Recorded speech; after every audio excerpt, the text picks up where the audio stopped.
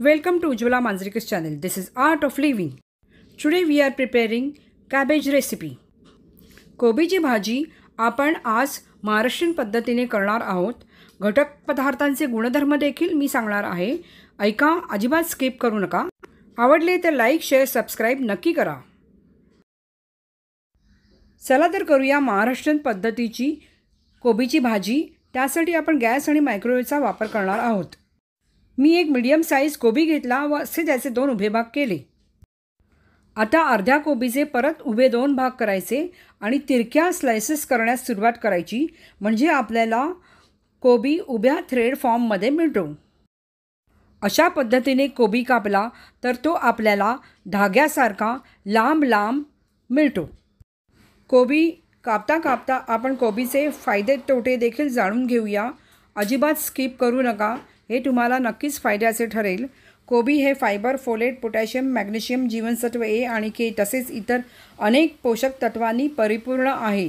कोबी तुमची रोगप्रतिकारक शक्ती सुधारते, कारण त्यात संत्र्यापेक्षा जास्त व्हिटॅमिन सी असते. ही भाजी कच्ची, सॅलडच्या स्वरूपात आणि अगदी सूपच्या स्वरूपातही खाल्ली जाऊ शकते. कोबी खाल्ल्याने मधुमेह, लठ्ठपणा, हृदयविकार यासारख्या जुनाट आजारांचा धोकाही कमी होतो. ऊर्जा वाढवण्यापासून ते वजन कमी करण्यापर्यंत कोबी अनेक प्रकारे फायदेशीर आहे.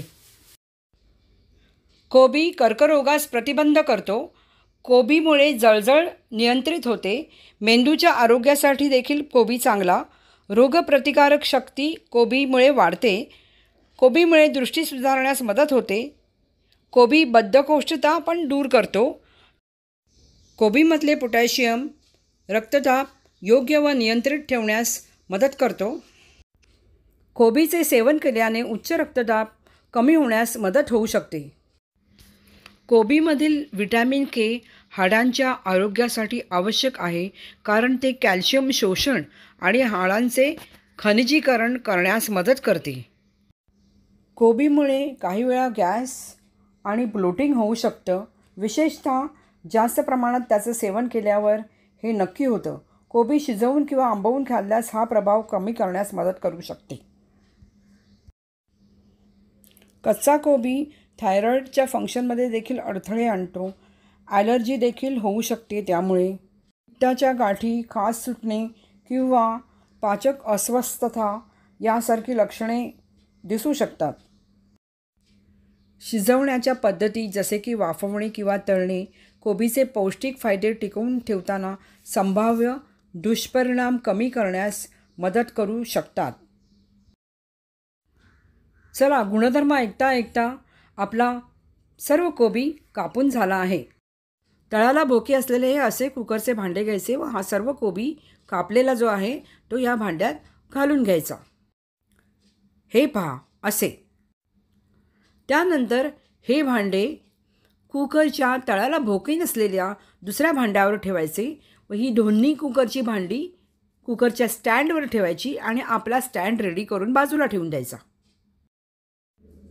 आता तिखटाच्या आवडीप्रमाणे मिरच्या घ्यायच्या व त्याचा वरचा आणि खालचा भाग काढून फेकून द्यायचा.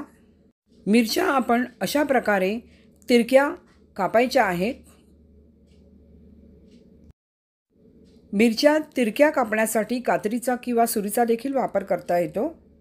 कात्रीचा वापर केला आहे, तुम्ही सुरीचा देखील वापर करू शकता. हिरवी मिरची हृदयाच्या आरोग्यासाठी व ब्लड शुगर नियंत्रणात ठेवण्यासाठी आणि कॅन्सरचा धोका दूर ठेवण्यासाठी चांगली. हिरव्या मिरचीतील सी व्हिटॅमिनमुळे रोगप्रतिकारक शक्ती देखील वाढते. मिरच्या अगदी पातळ कापायच्या आहेत आणि मग त्या काचेच्या बाउलमध्ये घालून बाजूला ठेवायच्या. आता कोथिंबीर देखील बारीक कापून घ्यायची व काचेच्या बाउलमध्ये ठेवून बाजूला ठेवून द्यायची. कोथिंबीरीच्या उपयुक्त गुणधर्मांमुळे कोथिंबीरीचा वापर भाजीत जरूर करावा. कोथिंबीर ही बहुगुणधर्मी आहे. शरीरामध्ये अनेक विषारी पदार्थ बाहेर जात नाहीत, त्यामुळे आजारांना आमंत्रण मिळतं. मात्र तुम्हाला किडनीतील घाण आणि विषारी पदार्थ बाहेर काढायचे असतील तर कोथिंबीरीचे पाणी तुम्ही नियमित पिऊ शकता. याला तुम्ही डिटॉक्स वॉटर देखील म्हणू शकता. आता ही कापलेली कोथिंबीर बाउलमध्ये ठेवून आपण बाजूला ठेवूया. आता 2 मीडियम साईजचे कांदे घेतले आहेत आणि ते आपण उभे कापून घ्यायचे आहेत. कांदे उभे कापण्यासाठी आधी कांद्याचे 2 उभे भाग करून घ्यायचे आहेत. त्यानंतर त्याचा जो वरचा भाग आहे तो काढून टाकायचा आहे. वरचा भाग कापल्याने कांदे पटापट मोकळे होतात. मग अशा प्रकारे कांद्याच्या उभ्या पातळ स्लायसेस करायचे आहेत, म्हणजे आपल्याला कांदा उभा धाग्याच्या स्वरूपात मिळतो. कांदा कापताना आपण कांद्याचे गुणधर्म ऐकूया. हे अजिबात स्किप करू नका. कांद्यामध्ये सोडियम, पोटॅशियम, फोलेट्स, जीवनसत्व ए, सी आणि ई, कॅल्शियम, मॅग्नेशियम, लोह आणि फॉस्फरस भरपूर प्रमाणात असतात. याशिवाय कांद्यामध्ये दाहक विरोधी गुणधर्म आढळतात. कांद्यामध्ये anti allergic, antioxidant, anti carcinogenic गुणधर्म देखील आढळतात. कांदा हा एक प्रकारचा सुपरफूड आहे. हृदयासाठी, केसांसाठी आणि हाडांसाठी अतिशय उत्तम. कांदा कोलेस्टेरॉल नियंत्रित करतो. केस गळती देखील थांबवतो. आपल्याला माहितीच आहे, आपण कांद्याचा रस लावतात काही जण केसाला. आता हा उभा कापलेला कांदा मोकळा करून घ्यायचा अशा पद्धतीने आणि तो मग बाउलमध्ये भरून बाजूला ठेवायचा. अशा प्रकारे कापून कांदा, कोबी, मिरच्या आणि कोथिंबीर तयार ठेवायची. आता गॅसकडे वळूया. गॅस स्विच ऑन करायचा. कुकर गॅसवर ठेवायचा. कुकरमध्ये तळाला पाणी घालायचे. त्यानंतर आपण तयार केलेला स्टँड कुकरमध्ये ठेवायचा. कुकरचे झाकण शिटीसकट लावायचे. 3 शिट्या झाल्या की कुकर लगेच उघडायचा आणि स्टँड बाहेर काढून ठेवायचा, म्हणजे कोबीची कुकिंग प्रोसेस थांबेल. आता एक काचेचे पसरट बाऊल घ्या. त्यात दाखवल्याप्रमाणे 1 डाव तेल घाला. त्यानंतर मुठभर सुकवलेला कढीपत्ता चुरून बाऊलमध्ये घाला. नंतर आपण कापलेल्या मिरच्या घाला. अर्धा चमचा मोहरी घाला. अर्धा चमचा हळद घाला. 1 चमचा धणेजिरे पूड घाला. मी मसाल्याच्या डब्यातला चमचा वापरला आहे प्रमाणासाठी. हे सर्व व्यवस्थित ढवळून घ्या. आता यातच उभा कापलेला कांदा घालून छानपैकी ढवळून घ्या, म्हणजे सर्व मसाले सर्व कांद्याच्या धाग्यांना लागले पाहिजेत. आपण जेव्हा कुठलीही भाजी करतो तेव्हा ढवळणे ही प्रक्रिया अतिशय महत्त्वाची असते. आपण ती भाजी गॅसवर करो किंवा मायक्रोवेव्हमध्ये करो. आता हे बाऊल मायक्रोवेव्हमध्ये 3 मिनटासाठी आपण ठेवून देऊया व मायक्रोवेव्ह स्विच ऑन करायचा.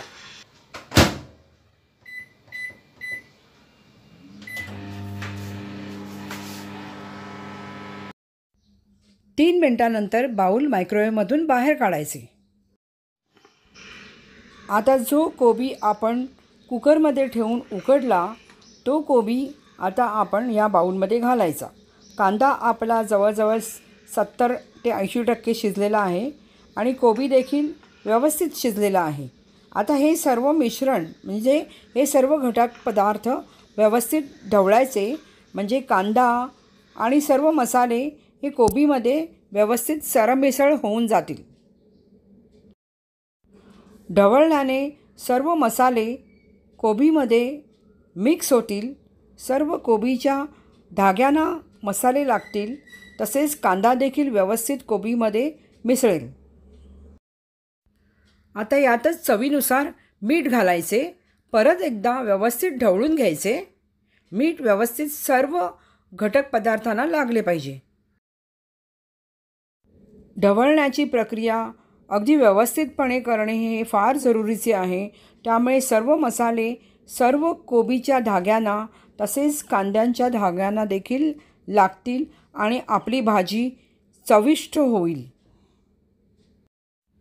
त्यामुळे ढवळण्याची प्रक्रिया करताना कंटाळा करू नका.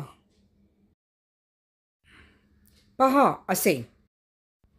आता बाऊल 3 मिनटासाठी मायक्रोवेव्ह करायचे.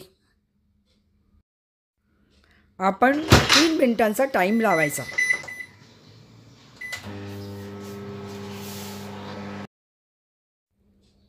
तीन मिनिटानंतर काचेचे बाऊल मायक्रोवेव्हच्या बाहेर काढले की आपल्याला समजेल की आपला कोबी व्यवस्थित शिजलेला आहे. आता यात कापून तयार ठेवलेली कोथिंबीर घालायची व व्यवस्थित भाजीमध्ये मिक्स करायची.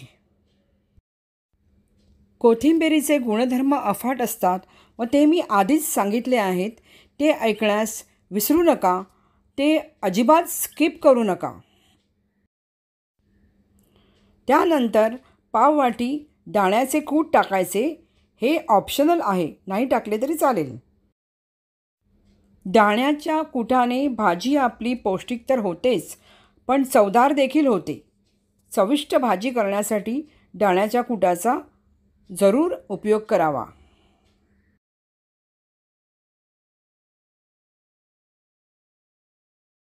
कातलेले खोबरे घाला व परत एकदा ढवळा. आवडीप्रमाणे खोबऱ्याचे प्रमाण घ्यायचे. मी 4 चमचे खोबरे घातले आहे. खोबरे घातल्यानंतर भाजी व्यवस्थित ढवळून घ्यायची, म्हणजे खोबरे आणि भाजी एकमेकांमध्ये व्यवस्थित मिसळायला पाहिजेत. खोबरे आणि शेंगदाण्याचे कूट घातले की आपली भाजी प्रोटीनयुक्त होते. पौष्टिक असल्याकारणाने ती कोबीच्या गुणधर्मांना देखील वरती आणते. आता यात वरती गार्निशिंगसाठी 1 ते 2 चमचे खोबरे टाकायचे व थोडी बारीक कापलेली कोथिंबीर देखील घालायची.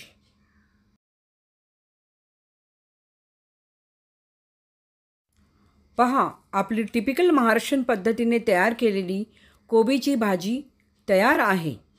ही भाजी तुम्ही डाळ भाताबरोबर किंवा भाकरीबरोबर किंवा पराठ्याबरोबर किंवा चपातीबरोबर खाऊ शकता. मी गव्हाच्या पिठाच्या लच्छा पराठ्याबरोबर ही भाजी वाढली. लच्छा पराठ्याबरोबर कोबीची अशा प्रकारे केलेली भाजी फारच छान लागते. तुम्ही 1 लच्छा पराठ्याऐवजी 2 लच्छे पराठे खाल. अशा प्रकारे जर महाराष्ट्रीयन स्टाईलने कोबीची भाजी केली तर तुम्ही जरूर करून पहा. तुम्हाला नक्की आवडेल. ही भाजी महाराष्ट्रीयन पद्धतीची अगदी कमी वेळात होते. कुकरमध्ये ठेवल्यानंतर आपल्याला कुकरजवळ उभं राहण्याची गरज नाही. मायक्रोवेव्हमध्ये ठेवल्यानंतर आपल्याला मायक्रोवेव्हजवळ देखील उभं राहण्याची गरज नाही. दुसरी कामे आपण करू शकतो. अशा पद्धतीने गॅस व मायक्रोवेव्ह वापरून केलेली महाराष्ट्रीयन पद्धतीची कोबीची भाजी जर तुम्हाला आवडली तर लाईक, शेअर, सबस्क्राईब नक्की करा. थँक्यू.